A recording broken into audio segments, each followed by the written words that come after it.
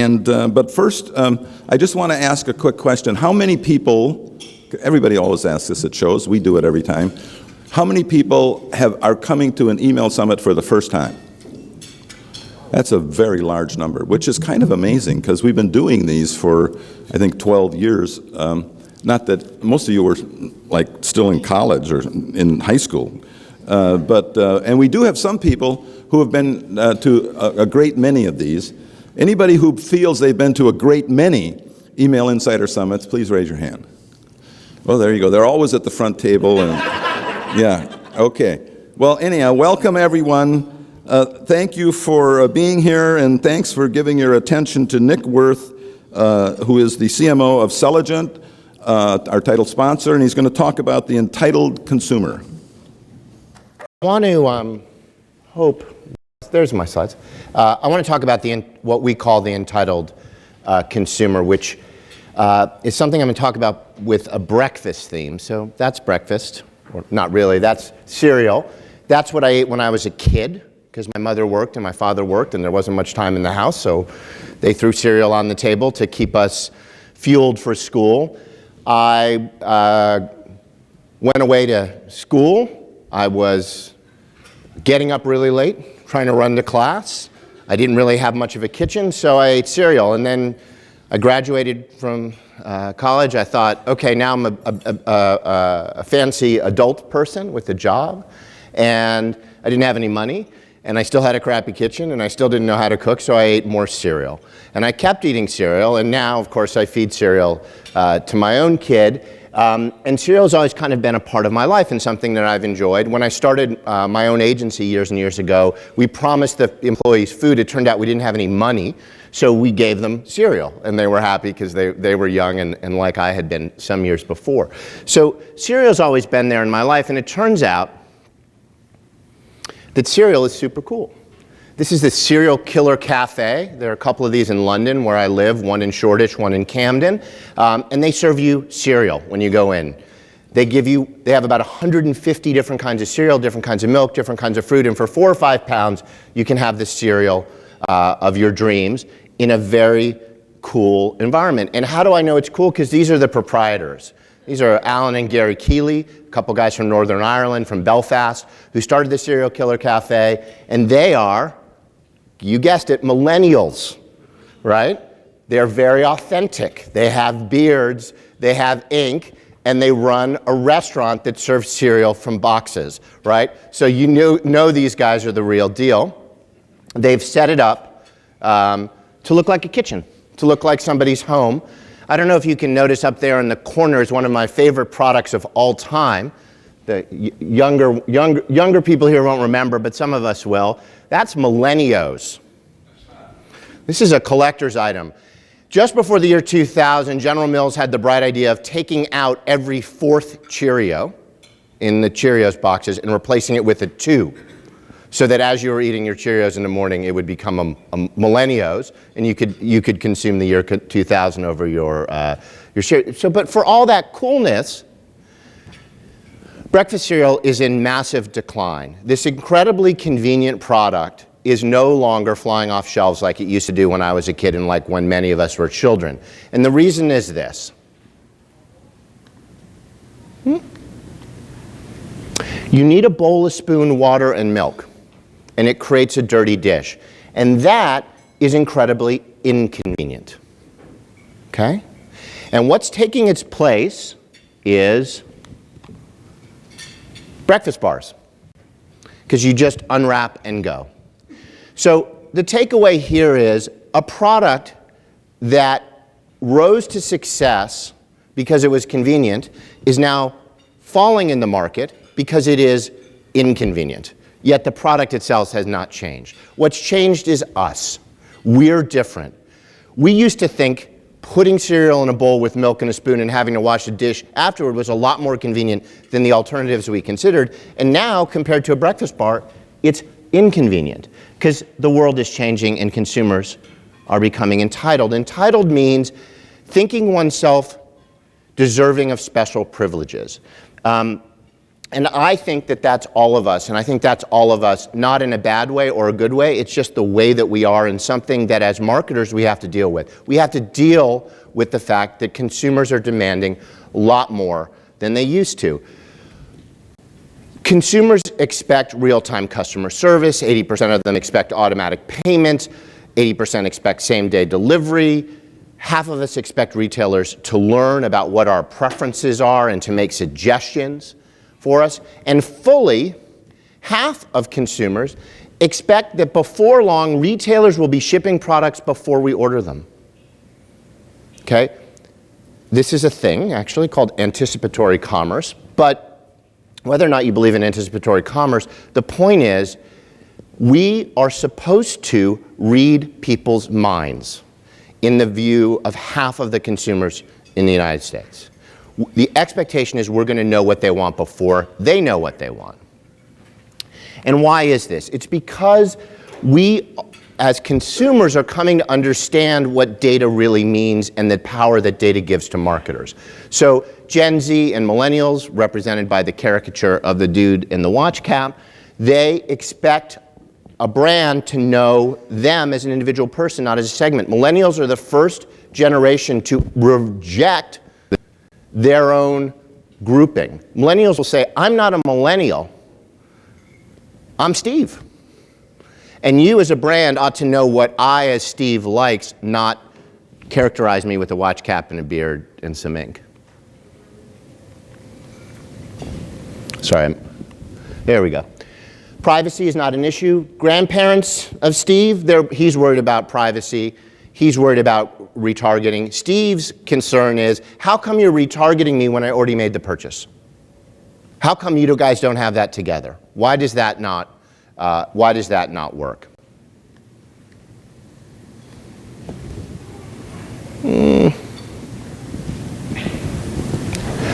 So the idea fundamentally is that we're supposed to provide an individualized experience, and most of us at the moment are living in the world of segments, not the world of individuals. And that's where there's a significant disconnect. Take a look at McDonald's and Chipotle. McDonald's built their business on 60 seconds or less, but it's a pre-built product. Chipotle takes slightly longer, but it's a custom product. You go down the line, they customize your food. It's personalized. Personalization is winning. This is me if I were a woman sitting in an airport, but I sit in airports a lot, having forgotten to buy my kid a present. I'm in a panic, and what do? I screwed up, I don't have time, I need to figure out a solution to the problem. At this point in time, Google has shown through a bunch of studies, your brand loyalty collapses. You have no brand loyalty in this moment. You just have a desperate need, right? And that is our opportunity to provide a solution to that problem for the consumer. So, sorry about the clicker.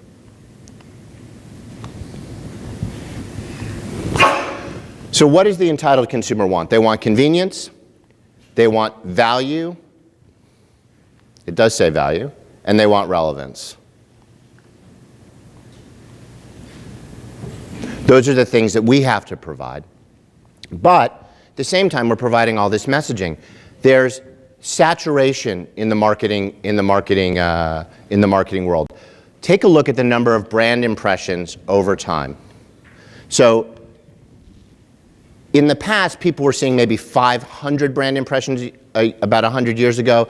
Today, they're seeing 10 times as many, right? Consumers are overwhelmed, so there's all this static. Our attention spans are literally dropping down to 8 seconds now because of all this constant flow of information.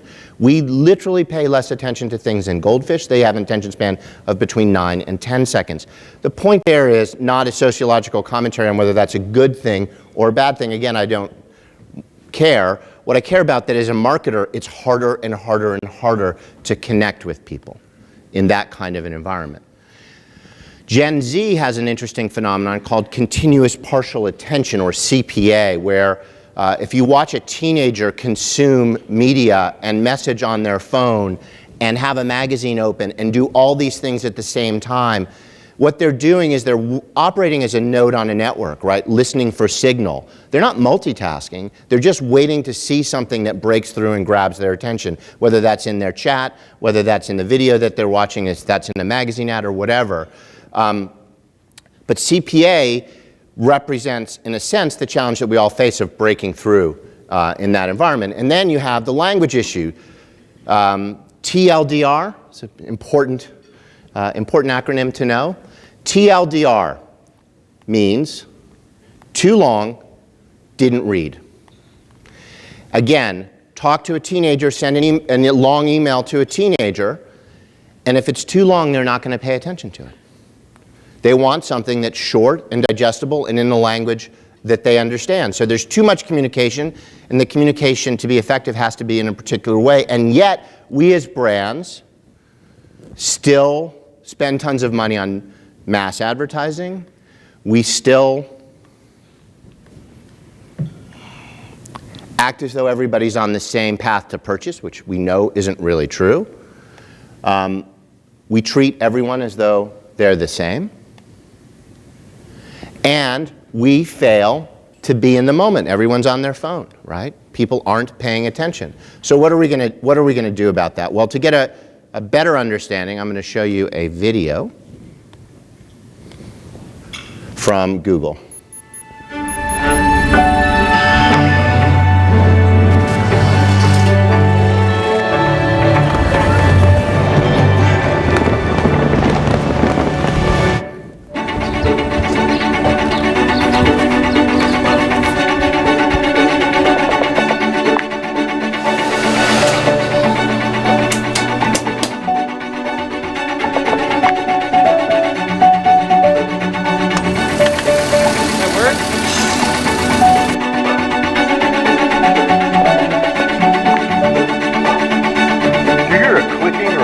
Sound when you turn the key?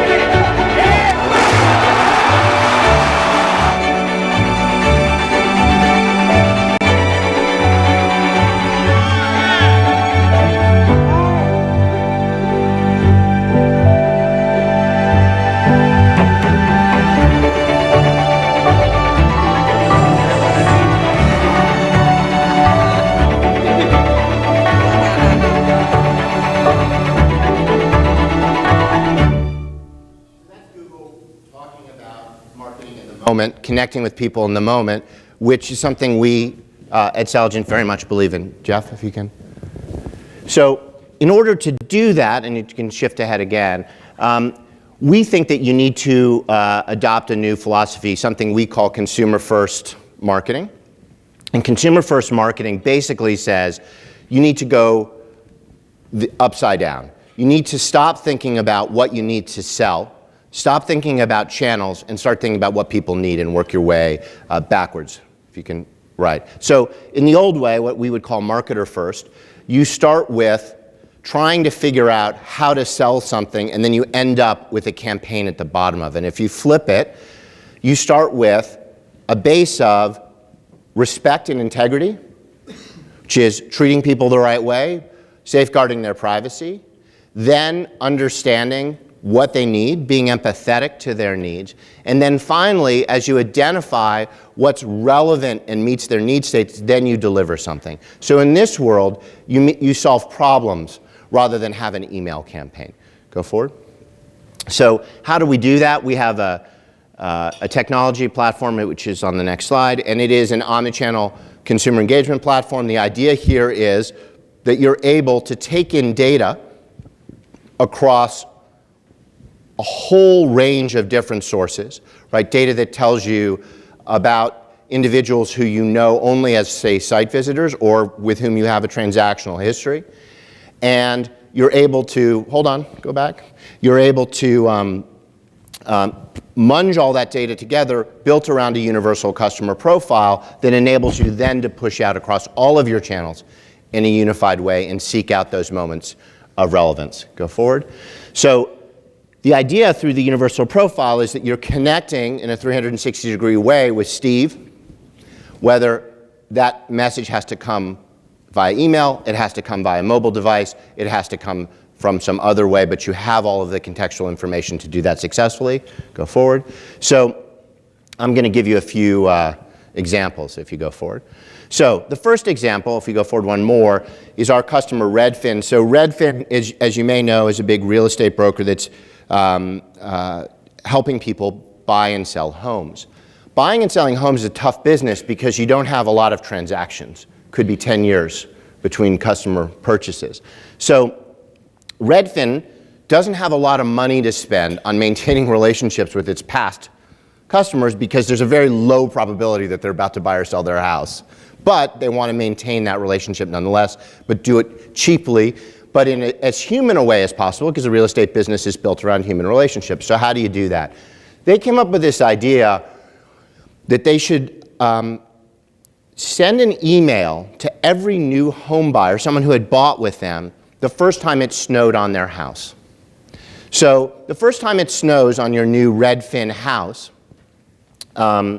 they send you an email and say, oh my God, it snowed on your house. Isn't that incredible? Take a picture, send it to us. Are you having any problems with the plumbing? We'll recommend a plumber for you. This is a really exciting moment. You should capture it. And it's all based on zip code weather triggers, right? Simple, takes an hour or two to set up. They have to pay for the weather feed, but otherwise they're sending out very human, very personalized communications, capturing a small little moment, a little emotional moment, building a relationship at scale and at low cost, and thinking about it from the perspective of the consumer, which is, wow, this is a really cool event. If you go to the next example, this is ING. This is a big bank in Europe, as you know. ING wants to bring new banking customers aboard as they enter the workforce, right? So as they're entering the workforce, the last thing they probably want to hear is about all the features of their savings and checking accounts. That's probably not the best way in. So they thought about, what do kids this age have as needs? What are they concerned about? And in Europe, what kids who are 20 years old do is they go to music festivals en masse. And when they go to music festivals, they face real problems. You can start advance and play the video. At these music videos, you can turn down the volume just a little bit. At these events, there are problems. There's no place to park. There are no clean toilets. And there's no place to put your stuff. Like you go there with all your gear and then there's no place to put it. So ING built clubhouses at music festivals where you could get a locker, you could charge your phone, you could have a clean bathroom, you could park, and you could do a ton of social sharing about your experience of being in the ING clubhouse. And through this, they built a bunch of relationships with a bunch of consumers by showing empathy for what those young consumers wanted. And at the end of it, they were able to develop a much stronger database of potential leads for their banking services. Now, they weren't talking about banking, right? But they knew that the way in with this particular consumer group wasn't to lead with their product, it was to lead with our understanding of what it is that kids your age and in your situation need, and position themselves as a relevant service provider for that group. Last example, and I will be done. So, these are the results of the ING thing. So the last thing I'm going to talk about is a company called, I don't know if you can see in the upper right, it's JBC, but this is a Belgian company. It's pronounced GBC, so I'll refer to it as GBC, although the letters are JBC. So GBC is a big retailer, fashion retailer. They have about 130 stores, and it's all built around loyalty, right? That's how they keep the stores open, is by building really tight relationships with their consumers. Go forward.